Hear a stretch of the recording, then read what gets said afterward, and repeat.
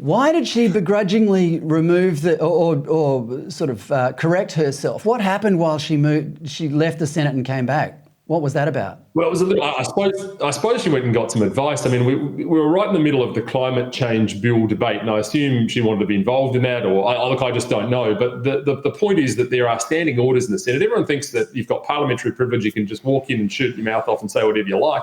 But of course you can't, because there are rules, even in that lawless jungle that is the Australian Parliament. And things you can't do are name calling. So in truth, the most difficult place in many parts of the country to actually call someone a racist or accuse them of being racist is actually on the floor of the Senate, because it does incur the wrath of the standing orders and therefore the presiding officer. And it's actually very hard to get thrown out of the Senate. It's much easier in the House of Reps, because the rules just allow people to get, as you see on TV, turfed out left, right and centre for whatever reason. But in the Senate, you have to actually almost be pulled up and warned a number of times and really transgress. So, I think that's where it was headed. And for whatever reason, she backtracked. She's backtracked before, of course. She didn't want to sign the roll and pledge allegiance to the Queen and take the oath and all that sort of stuff. So, we've seen these theatrics. They are what they are. It doesn't bother me. Highlighted the point nicely, but it just goes to show the sky doesn't fall in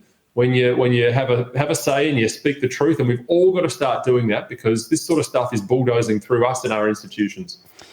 Well, I referred to you two as colleagues earlier, and I didn't say that lightly. I mean, our parliamentary system is based on the idea that, despite their differences, MPs are expected to share the same goal of making Australia a better country for its citizens. Do you get the feeling, Alex, that you share the same goals with Senator Thorpe?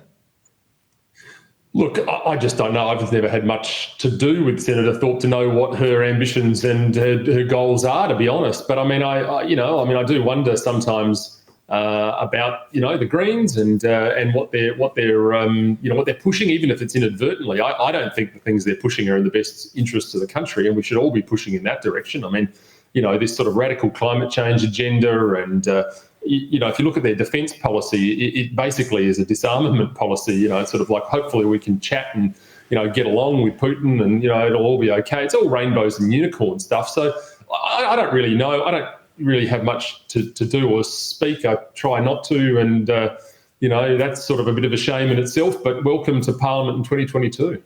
Well, I'd say it's not overstating it to say that this emotional level of debate leads to some pretty dark places. In Las Vegas last week, a low-level Democratic politician stabbed to death a journalist who had been investigating stories about his management style. Of course, it's not only leftists that resort to violence, but I'd suggest that they do it more often. Alex, do you think civility is dying? Yeah, look, I do. I have to say it's a real shame. I think it is dying off a little bit, and we see this all the time in just public life generally, and look, one of the things I think that conservative politics has done very badly over the years has been not to fight harder, and I think it's probably through that sense of civility and taking the high moral ground and all that sort of stuff. So conservative politics needs to learn a little bit from the left, and I'm not suggesting anyone goes out and swings headbutts or anything like that, or but I do think conservative politics has to toughen